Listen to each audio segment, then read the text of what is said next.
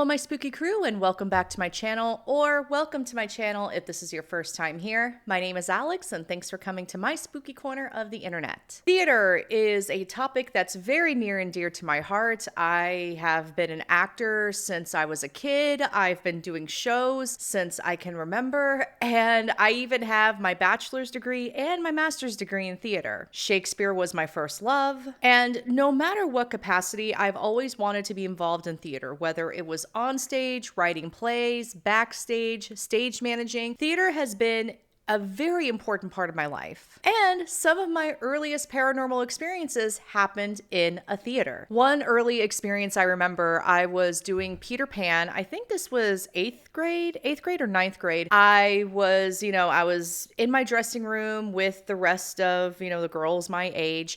And, when you're doing a show with people, you know who they are. Like you really get to know them. And places were being called, meaning we had to be in our costume, our hair and makeup is done, and we needed to get in our places for the show to start. And as I was walking out to places, I see this girl dressed like in a leotard, pink tights, a bun in her hair, maybe white tights. I wasn't quite, the memory's a little muddy, but she had her leg on the banister because these dressing rooms were on the second floor, and she was stretching. And I thought that was a little weird because one, our group had the theater rented, so no one else should have been in the theater with us. And two, I didn't recognize this girl at all. And also what stood out to me was she wasn't in costume for places. So even if she was in the show, she wasn't in her costume and we were at places. So I'm sitting here looking at her and I look to the side to see if anyone else was around because, we're at places, and I look back and she is gone. I look down the stairs, there's no one down the stairs. In the split second I looked to the side, there wasn't enough time for her to run off and literally disappear. And as I was thinking about this memory, I do realize that she was a little transparent, which I thought was weird too. So there was a couple of things, like as I've been trying to figure out this memory of what I saw, I'm like, was she transparent? I'm not sure. But either way, she was there.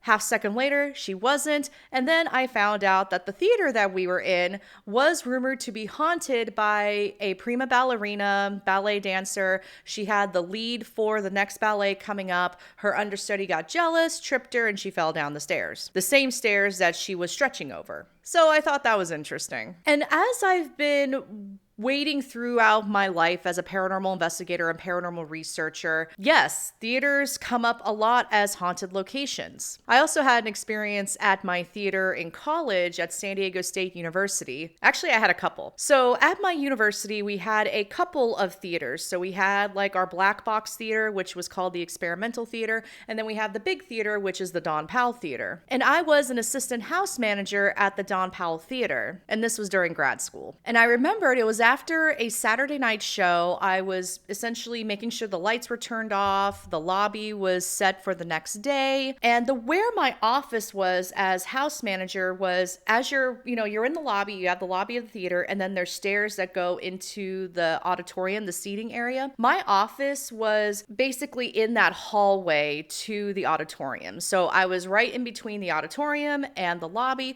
which was nice in case a theater patron needed something or the stage manager needed me. I was right there and available. So after all the lights are out, I realized I forgot something in my office and I needed to make sure I locked the office as well. And I saw the door to my office open up, and I knew it was opening because I saw the light and I saw the silhouette of a person going into my office. And I thought, that's weird. I thought I was one of the few that was left.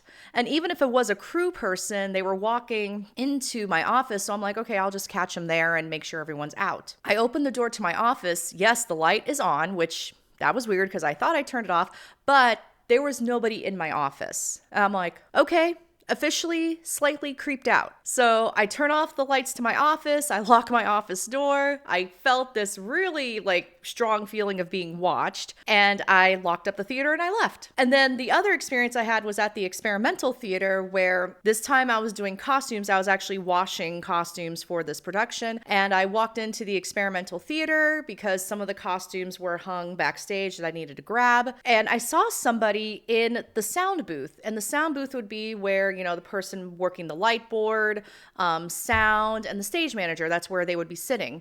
And I saw somebody in the booth, and that's not uncommon because, designers, stage managers, they may be in the booth, in between shows just to check on light cues and whatnot. And so I turn around and I say, hey, to say hello, whoever was there. There's no one there. Now, could it have been my muscle memory or just my memory in general, just filling in the blanks of an empty seat in the booth? Maybe. That could have been it too, but that one was a little spooky as well. So those are just a few of my haunted theater stories. And of course, haunted theaters are a constant topic in the paranormal. And one thing that I've really been wanting to do is dive into why. In fact, I wanted to know why so bad that I wrote a whole book about it.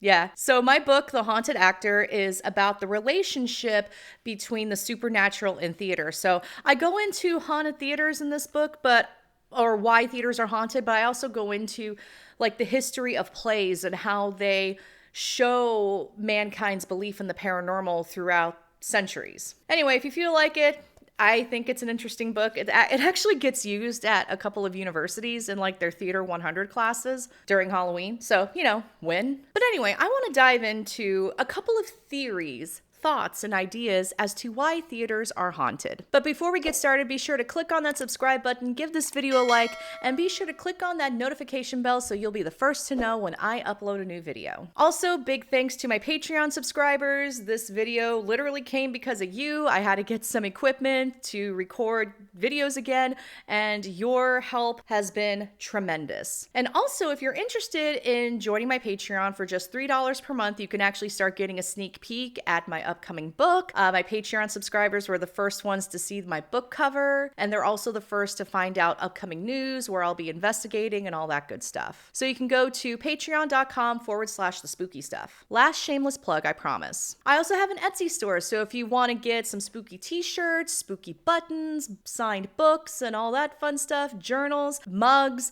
you can go to thespookystuff.etsy.com. Again, Etsy store, Patreon, this all helps out the spooky stuff. And it's helping to pay for my cat's vet bills right now, which are very expensive. If you've been watching my lives and you know my calico kitty, Callie, had some health issues this month, very expensive health issues. So your purchases, your Patreon subscriptions, all of that, all helps the spooky stuff, and it helps little Miss Callie. And last but not least, if you want more spooky blogs, theories, hauntings, ghost stories, and all that fun stuff, you can head on over to thespookystuff.com. All right, let's get started. So I've come up with about 10 theories, and the first one I want to talk about is historical buildings. Now, a lot of theaters are located in old buildings. Not every theater, because I've walked into some brand spanking new theaters that have had ghosts in them.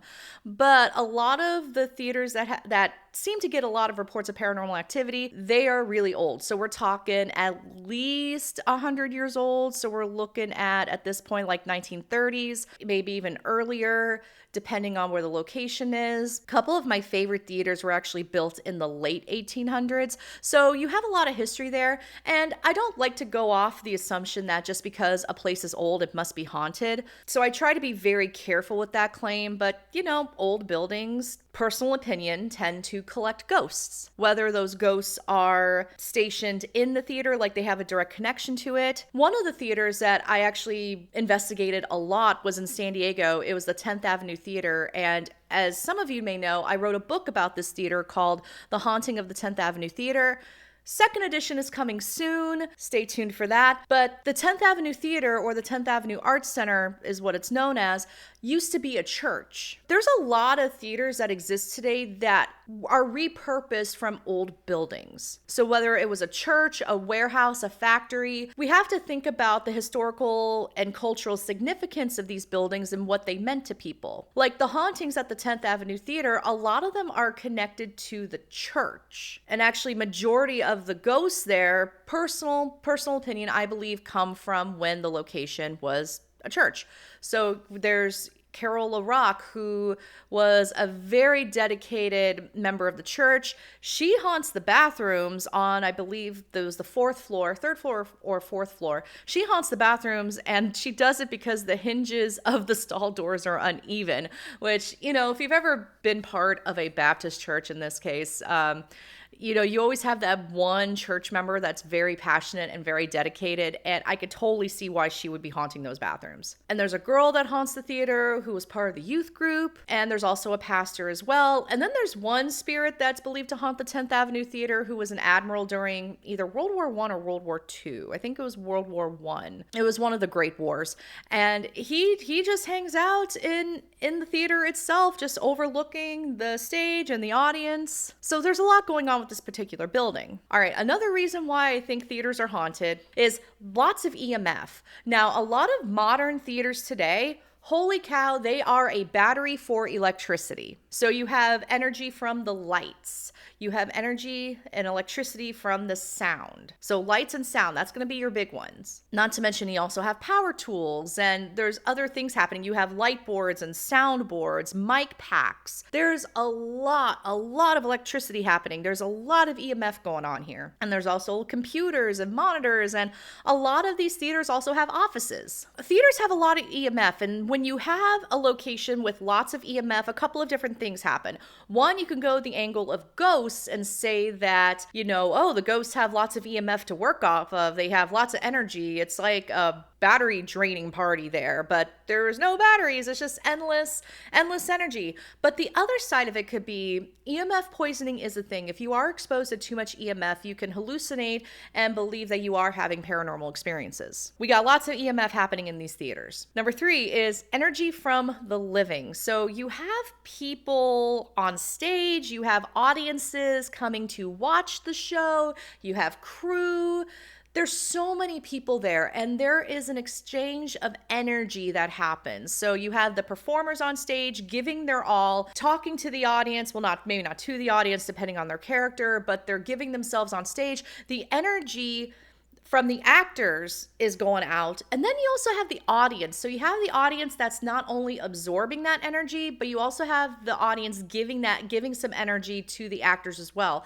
And the actors are absorbing that energy from the audience. So you have like this energy exchange happening between actors, audience, everybody. And I think when you have such an active exchange of energy like that, personal opinion, my theory is I think it could create something. Now, in this case, I'm leaning more on psychokinetic, not necessarily, thought forms or creating ghosts. I'll get to that in a minute. All right, so this is going to lead me into number 4, and I'm going to go into props, costumes, and sets. Now, this kind of dives into the whole theory of haunted objects and whatnot, and haunted objects are a hot thing right now. People are creating museums out of them. I'm fascinated by haunted objects. I have a haunted doll. Now, a lot of theaters rent their props, they rent their costumes, and they rent their sets. Last time I checked, there's not somebody going in there doing smoke cleansings or clearing the energy out of these props, costumes, or sets. So a lot of the objects that you see on stage, that the actors are wearing, holding, or standing in front of,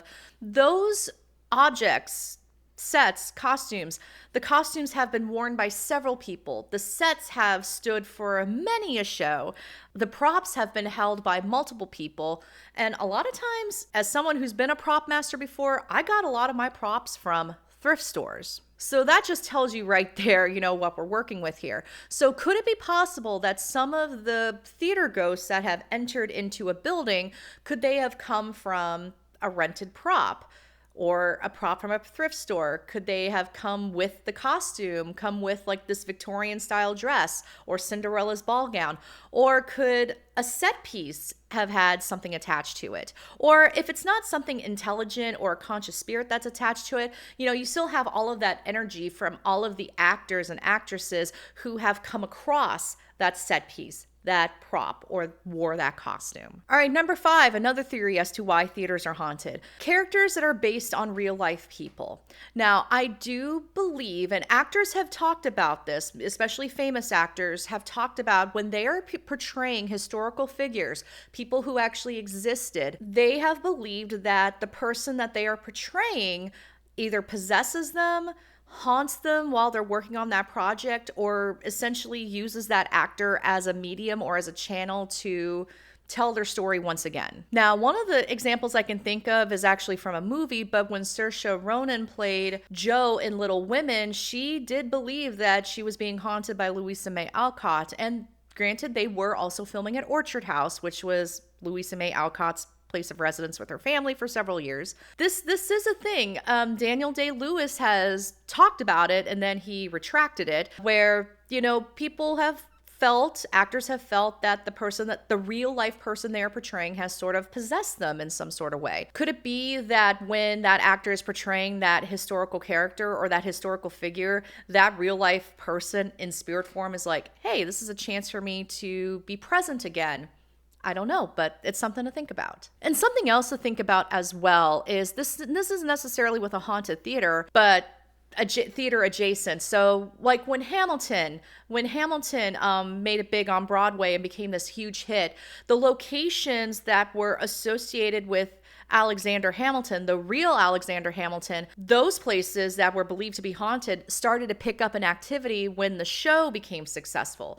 And if you want to catch more of that, I did make a video about that about a couple years ago, and I'll be sure to link it in the description. When you're telling the story of real life people, does that have the ability to stir up activity? And if that story is being told in a theater, could that result in that theater being haunted and having activity? All right, number 6, Playwrights. Now, this hasn't happened to me personally, but I have heard stories from my fellow actor friends that they believe that the spirits of these long gone deceased playwrights have haunted theaters that have produced their work. So meaning like Shakespeare would haunt the theaters that are producing Romeo and Juliet. Now, I don't hear about that one a lot, but I do hear that a lot with, especially with more recent playwright deaths like Edward Albee. I do hear that Edward Albee has been seen during productions of his plays, which is very interesting, but it's not the first that I've heard of it. So, and I've heard about the same with Arthur Miller, especially with productions of The Crucible, Tennessee Williams. So I've found that to be exceptionally fascinating. And I'll be honest, whenever like a theater has produced one of my plays, I'm very invested in it. I mean, I've flown across the country to oversee a production of one of my plays. I didn't like get too involved because I wanted the director and the actors to be able to be creative, but you know, I wanted to see what they were doing. So for me, I am not surprised that it's a possibility that these playwrights may check in on theaters that are producing one of their plays. And this is all anecdotal, by the way. These are all stories that people have told me. So, you know, take it with a grain of salt, obviously. Number 7, I think we're almost there. So words being spoken aloud. Now, if you are familiar with the Scottish play, I'm going to put the caption down here. If you're familiar with the Scottish play, there is a curse associated with the Scottish play. So if you say the title of that play, bad luck could happen, weird things happen, and I'll be honest, in the productions of the Scottish play that I've been a part of, some things have happened that are very weird. Now, I do think that that's more due to an egregore, meaning like collective thoughts have sort of, you know, created the Scottish play curse, so it's like a self-fulfilling prophecy. But especially with older plays, you know, you have these old time ancient words being spoken in the Scottish play. It's alleged that Shakespeare took actual words from witches back then. Again, you know, the whole I'm trying not to go Shakespeare scholar right now.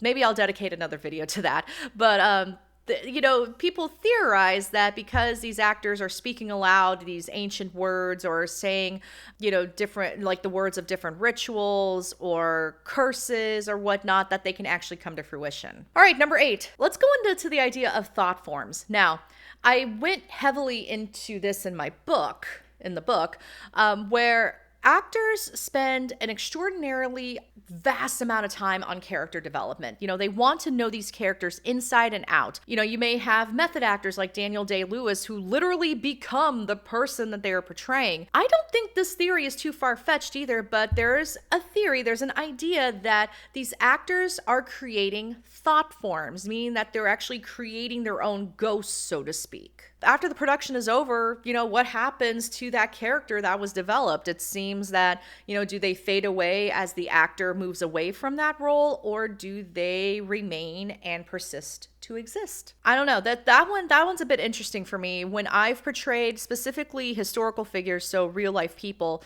not only have I felt that that person was around, but I also felt like I felt like I was stepping into a different identity whenever I was doing acting and character work. Same things would happen with fictional characters now that I'm thinking about it. So, is it possible that we're creating some kind of thought form? I don't know. Going into number 9. Let's go into number 9. Actors having abilities. I can't tell you how many theater people I have met in the paranormal world. And also, I can't tell you how many actors I have met who believe that they do have abilities, that they can communicate with the other side. And this idea is not so far-fetched. Brian Bates wrote a book called The Way of the Actor, where he argues the idea that actors are like modern-day shamans. They're like a bridge between the world of spirit and the world of the living. And they take the audience on this journey where they are in a bridge between reality and fiction. Given how open that actors need to be to, access certain emotions, depending on the acting method you're using, I'm speaking as an actor right now, we have to have our emotions, our feelings, thought processes. Everything is very vulnerable, like things are flowing through us. I would not be surprised if there are, especially with, I would love to measure, acting ability with psychic ability. I think that would be really interesting. I would love to see like what those results would look like. And back, oh my gosh, several years ago, like almost 10, I think maybe 10 years ago, maybe even further, the actress Fiona Shaw, she put herself through an MRI. It was either an MRI or a CAT scan. And while she was under that scan, she would recite like numbers, the alphabet, and then she would recite Tennyson poetry. So she would go from just going A, B, C, D, E, F, G to acting. And there were scientists actually measuring what parts of her brain were activated. And I believe it was the frontal part of her brain that got activated. And then it was either American Society for Psychical Research or another org.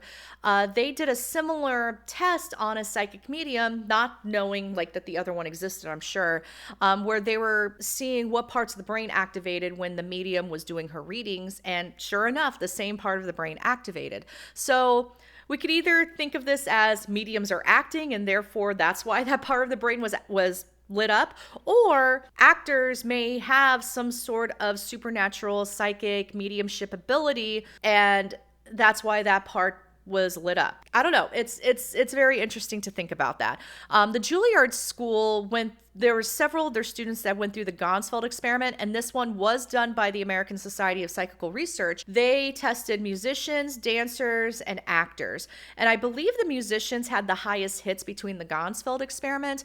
The Ganzfeld experiment is a sensory deprivation experiment that's got a sender and a receiver. The sender will basically think thoughts and send them with their thoughts to a receiver. The receiver is looking at a red light with either ping pong balls on their faces or goggles painted white with white noise playing in their ears, so there's no way that they can see or hear what's going on. And so they're trying to measure like, can creative people pick up on images, words, and whatnot. I did find it interesting that the musicians had the highest hit, but the fact that this is a conversation that's been ongoing not only in the paranormal world, but also in the world of parapsychology. And I'll put a link to that study in the description as well for the Ganzfeld Juilliard experiment. And finally, my last point as to why theaters are haunted, and you could call this a throwaway theory, it's entertainment. Now, if we truly do exist in the afterlife, our consciousness survives death and whatnot, I would haunt theaters, especially with the prices of theater tickets these days. I was trying to look up some tickets for a Broadway show I wanted to see. Oh my gosh, it's so expensive now. Even in like the nosebleed seats, it's so expensive. So you bet I'm going to go watch theater in my afterlife. I don't think there's any better way to spend the afterlife besides traveling the world and traveling the stars. I would totally haunt a theater.